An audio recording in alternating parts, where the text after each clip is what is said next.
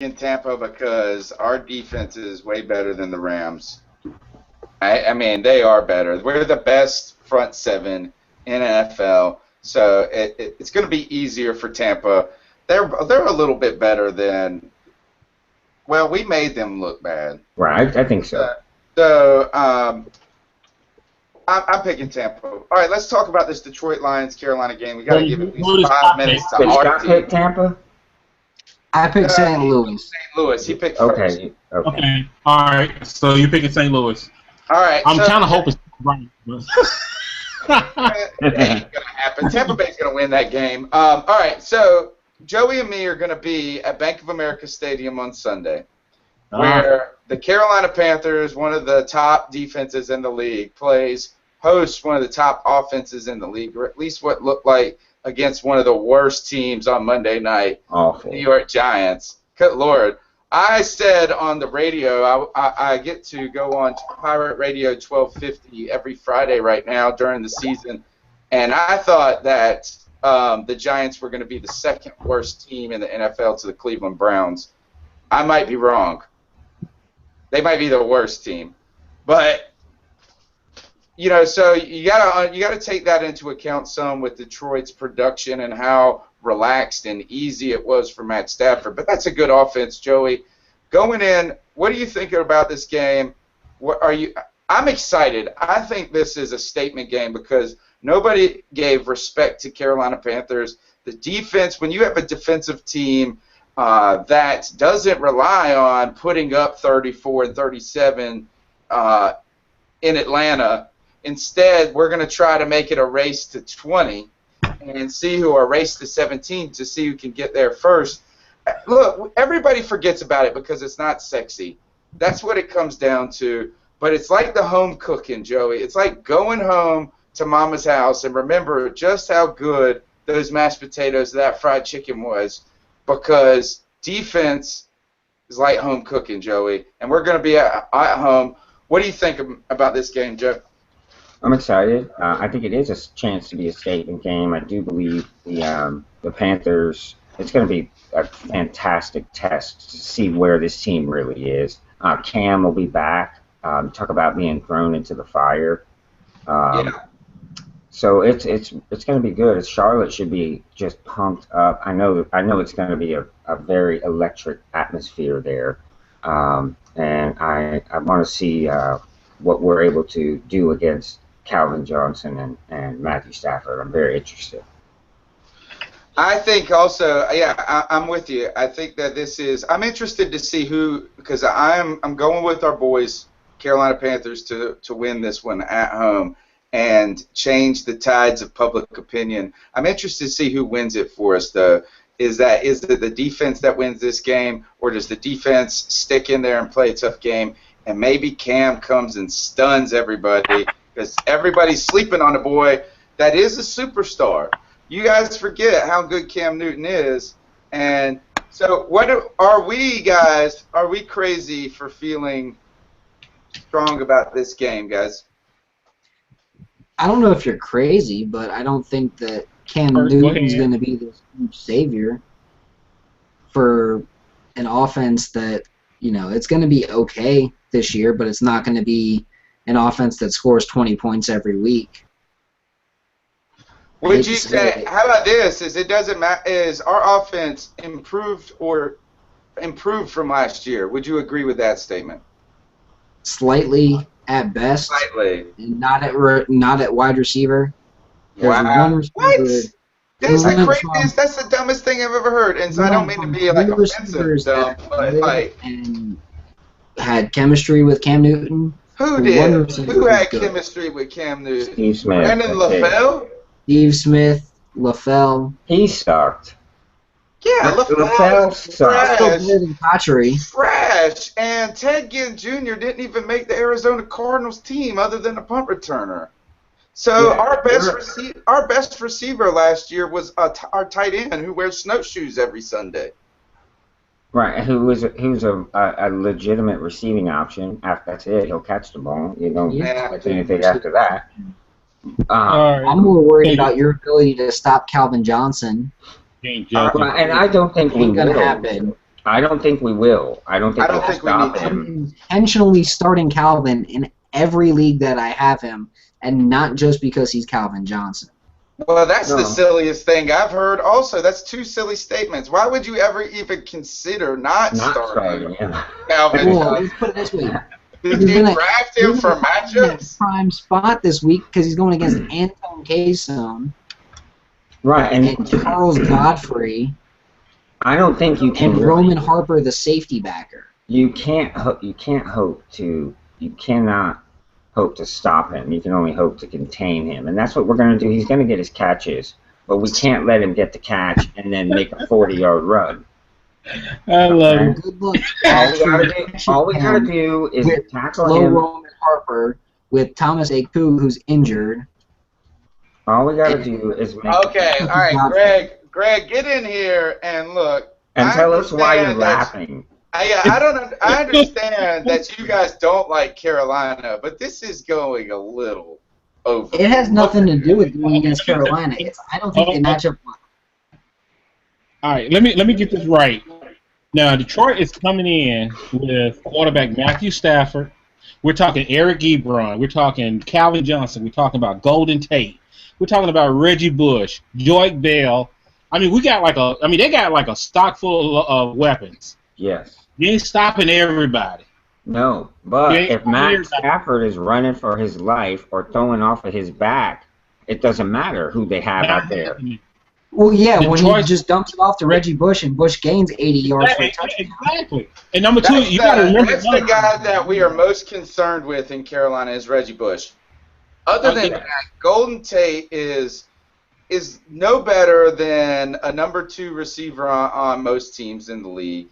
I mean, he's a solid number 2, but don't act like Ebron. Look, I watched Eric Ebron play in college last year, so let's not just act like this guy is a difference maker on day one. Now, I didn't see.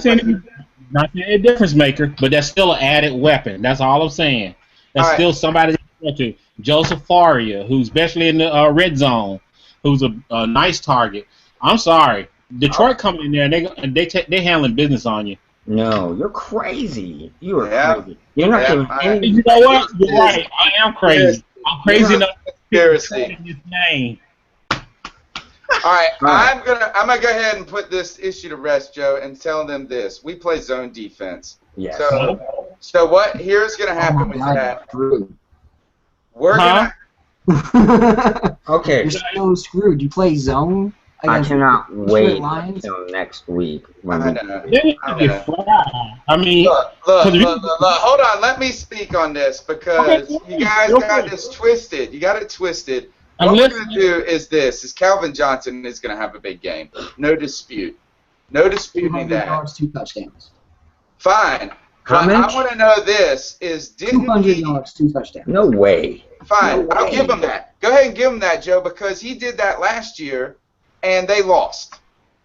I don't remember the team that he did it. He had 22 catches on like Thanksgiving or some crap like that, and he had like 300 yards receiving.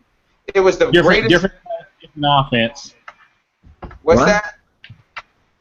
Different coach, different offense. It still doesn't matter. He blew up for 300 yards and they lost. So here's the idea: is that you let Calvin Johnson. Calvin Johnson is going to get theirs. But if we make you you ain't even y'all act like y'all damn Lions fans. The dang thing is that if we can make them one-dimensional like that, and we limit what Reggie Bush can do there, we can limit what Golden Tate can do. And then here's your thing is that you can't stop that front four all day, and so it's going to work. You're going to move the ball with Calvin Johnson, but at some point we're going to put you in a 3rd and 17 or 3rd and 12 and make things difficult. And this defense, see, they played tough guys. They played big receivers last week. How many penalties do you think they're gonna get? Because that's I only mean, what? 17. That's the only way they're gonna get the 3rd and 17 is by penalty. You're crazy. All right. Look, you guys, how can you doubt us? How can you doubt our defense? I know. We're- You act like don't have the best defensive player in the NFL on our team.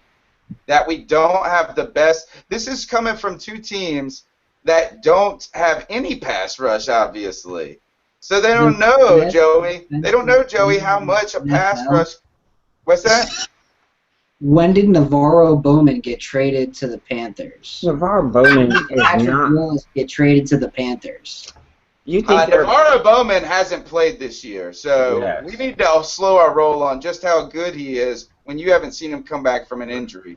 Second, Luke Kuechly, Defensive Player of the Year last year. Didn't even deserve to be nominated. Oh my! Oh my God, Scott! I can't believe really. You're trying to ruin the credibility of this podcast. I know. Episode 1. I can't believe that you would say that. We just lost our 2 viewers. As much football as you know and watch, Scott. I know. You say that. Should have been nominated ahead of him. Hell, Greg Hardy was the best defensive player on your team last year. Not Luke Kuechly. I'll probably give him the edge. I'll give him the edge on that. I agree with that one because Hardy was dominant last year. No, Hardy he wasn't. He wasn't. His stats were overrated. He was dominant against one team. He was dominant specifically in this every conversation, which is the Atlanta Falcons, where he had 6 sacks against y'all, or 4 sacks. It's not all about sacks. He created pressure against everybody. He lined up in the 3, the 1, the 5. Except he was when the best defensive lineman in the NFC South last year. He didn't do anything in New Orleans, that's for sure. Yeah, I mean, I think he's too feast or famine to be considered the best player on that defense. That's because New Orleans triple teamed him every single time he played. Game in, game out, Kuechly is there. Doesn't matter who we play, doesn't matter who's blocking him, doesn't matter how many people are getting to him, he's making plays. He's not stopping all those weapons, and you got Roman Harper in that secondary. You got K-Sun and all those guys against that high-powered offense with that talent that Detroit got. Okay, I admit they have weapons. I'm not denying that. But if Stafford can't sit back there and have the time to throw, it's not like they're going to be this smooth running machine. Yeah. Because if he's running for his life, or if he's forcing throws or hurrying throws, that changes everything completely. Nobody's saying that Detroit's that I don't think that we believe that the Carolina offense is going to hold them to 10 points in this game. Right, I'm not saying that at all. But this team is not going to move the ball like you guys moved in Atlanta this week on both sides. Like zero resistance. Yeah, I mean, that was just like you guys essentially let the other team score so you could get your offense out there faster. Right, it was like you left your defenses on the bus. Wow.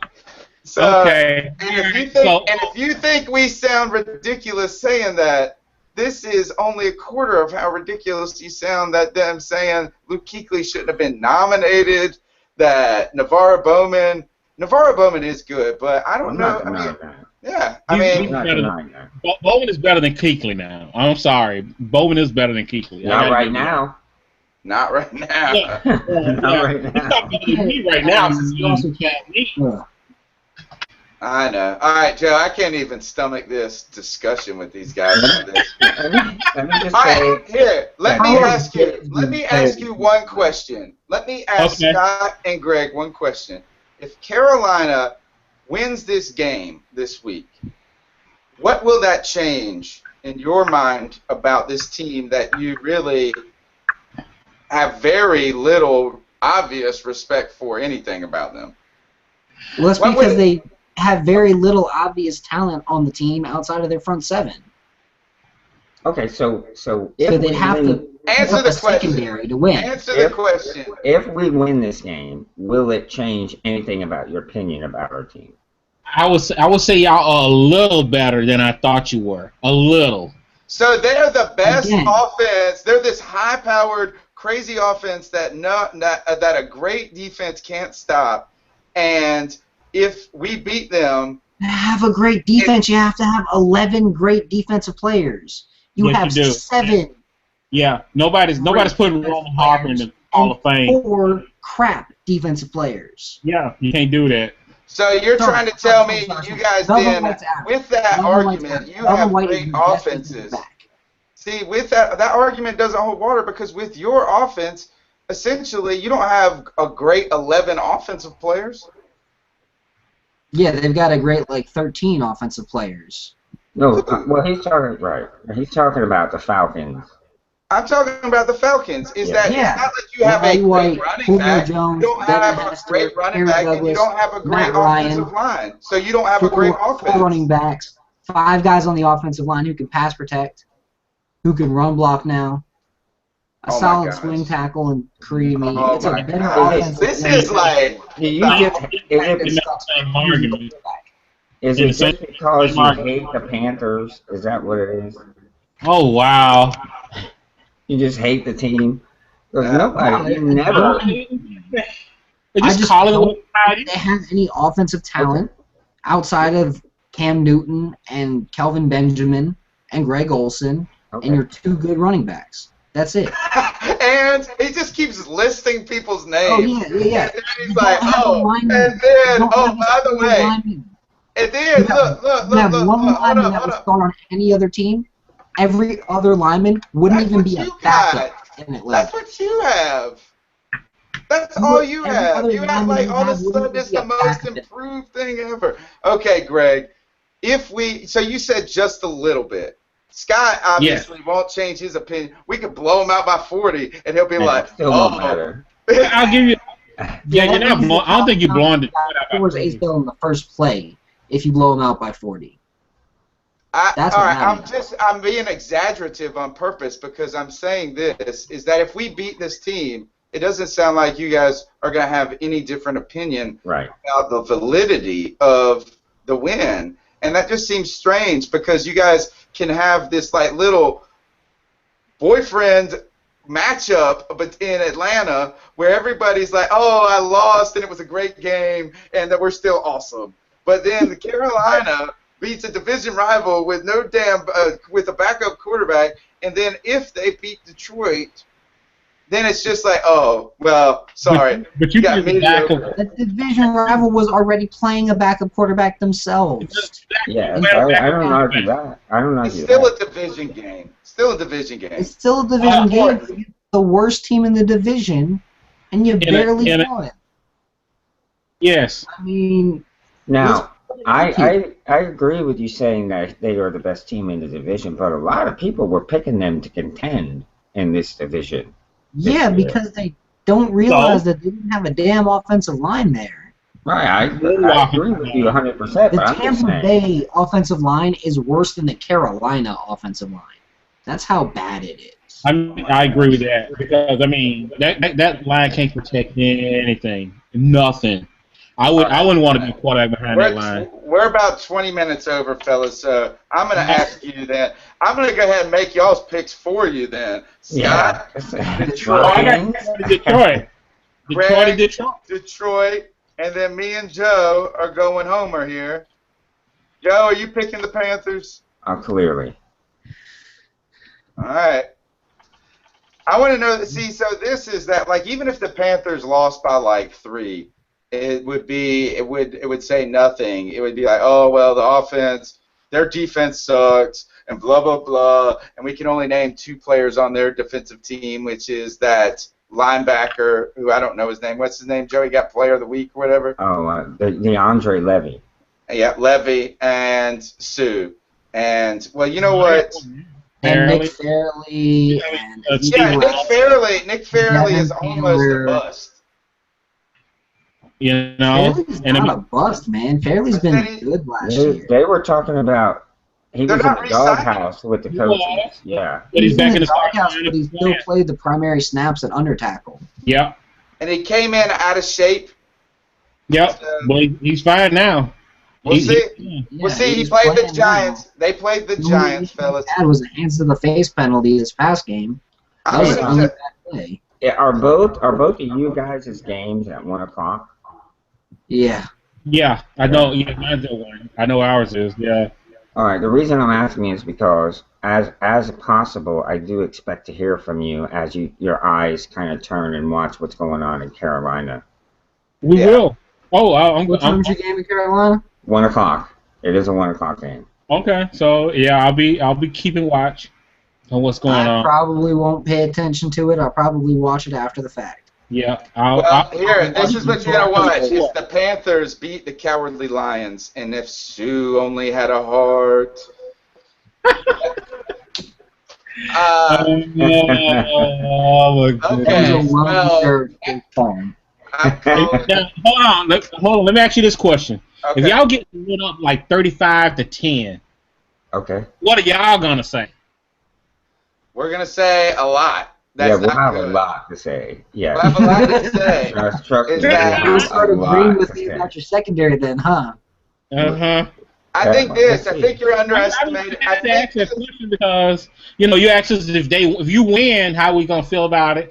But if you lose, how you gonna feel about it? Yeah, I think that will have some serious question marks. First, I think that Oh, you it got serious depends question on. marks now. It would depend on how we lost. It would. I mean, if you're talking 35-10, what that is a failure on two sides of the ball rather than a failure on one. So if that is the case, that's what I would say is look, if we I'm lost gonna be 35-10, we lost on the offensive line and we lost in the secondary potentially.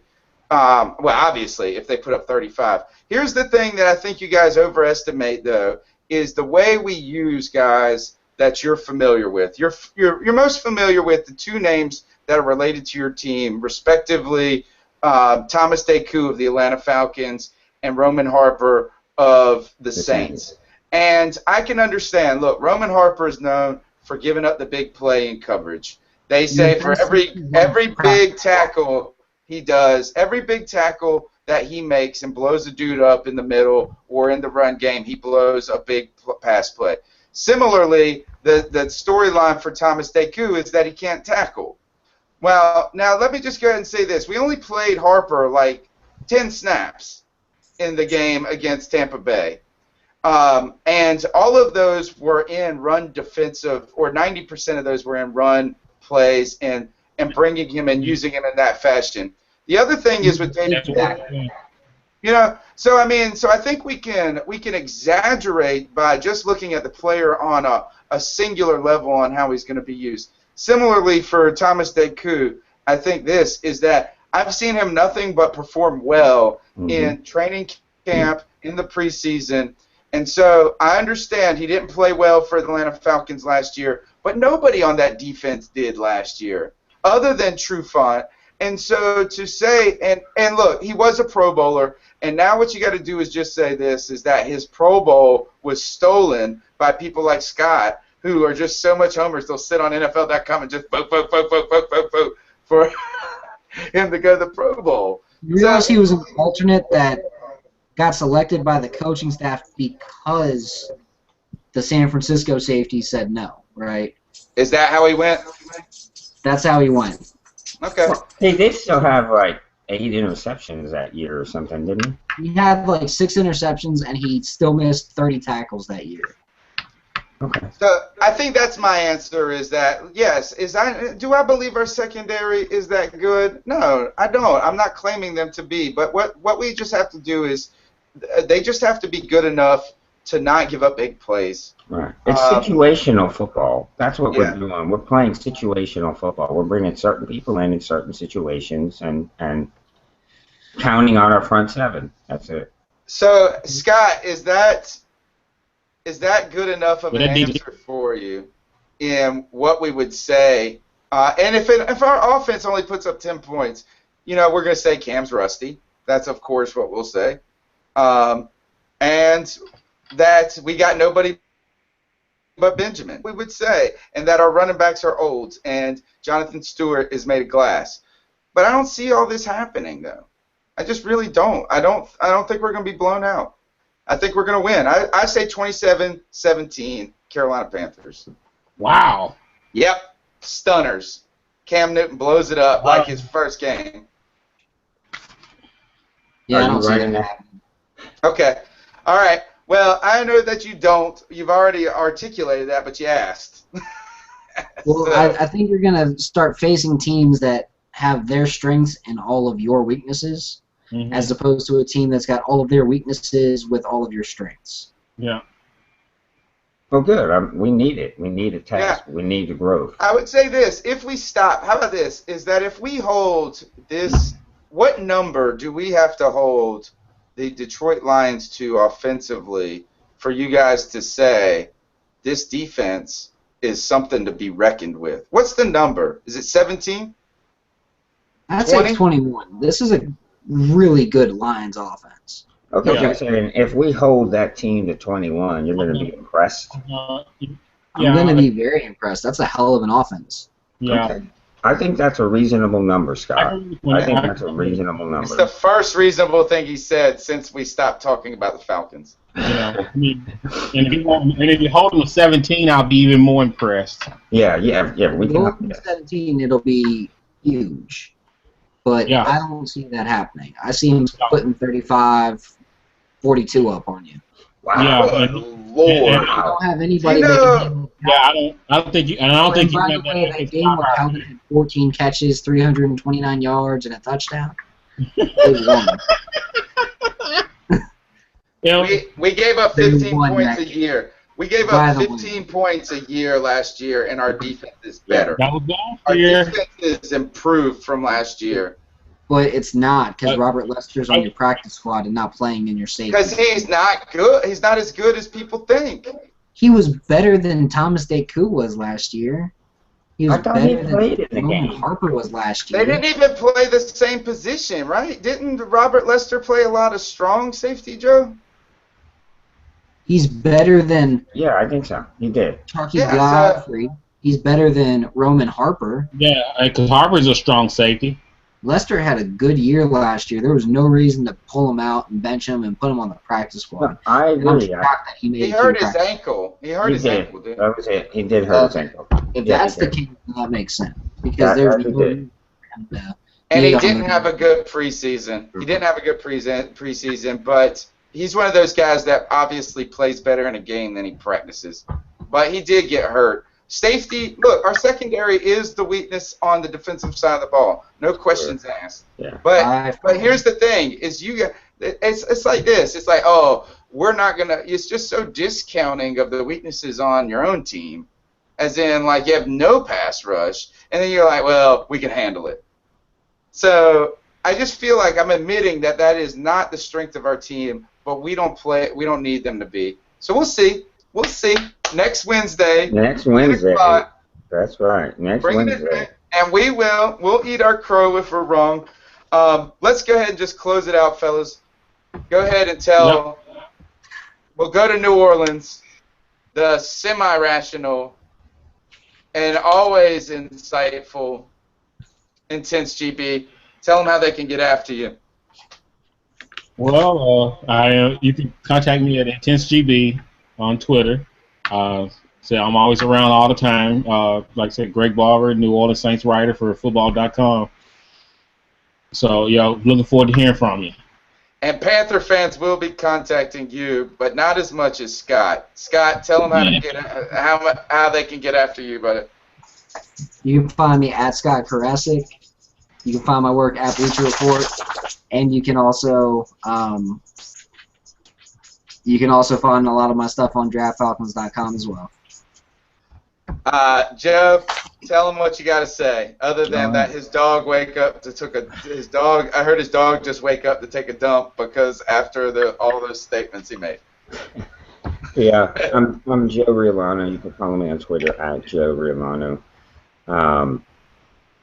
One thing I want to mention is we partnered here in Charleston with a brewery, Holy City Brewery, and we're going to be featuring a brew of the week. And I just want to give a shout out to those guys because they put out some good beers. And I'm hoping they expand. They're only sold in South Carolina right now, but they're looking to get into Georgia and Florida and North Carolina. So be on the lookout for that. And fan club, Southside 17 Tanger. Scott, you like the Holy City? Yeah, when I lived in Charleston the last 8 years before moving to Atlanta in January. Holy City Brewery is by far the best one in town, outside of RJ Rockers. I'm a big fan of RJ Rocker too. Yeah, except for RJ Rocker, the beer names are kind of off-putting to me. Brown-eyed girl. They're not exactly. Brown-eyed squirrel. Yeah. Yeah, let me have 2 brown-eyed squirrels, please. I was just like, I feel sorry saying that to a hot girl. All right, this is the professor, the only one outside of that freaking Puerto Rican that had any sanity when it came to the Carolina Panthers. The guys, thanks a lot for coming on to Southbound and Down. It's kind of tough for me to say, Joe. I'm going to have to get used to it. I'm going to practice it and practice my celebration dance. Nah. Thanks a lot. Yeah, thanks a lot, Greg. Thanks a lot, Scott, for coming on the show. You can check us out, as always, at CarolinaCatChronicles.com. And after about 1 week of us doing this show, I think I'm going to wait 2 episodes, and then I'm going to start setting it up so it can pump through iTunes and Stitcher. I just want to make sure it goes smoothly and we get a couple of episodes under our belt, so you can look for us there. Until then, check out the CarolinaCatChronicles.com website and the CarolinaCatChronicles.com YouTube page for the archive of this, and I will put up an audio version, and I'll start working on our own site where we can house these podcasts as well in audio format. So keep checking us out, and you have to tune in, folks, to see what happens next Wednesday, 10 o'clock. All right. Thanks a lot.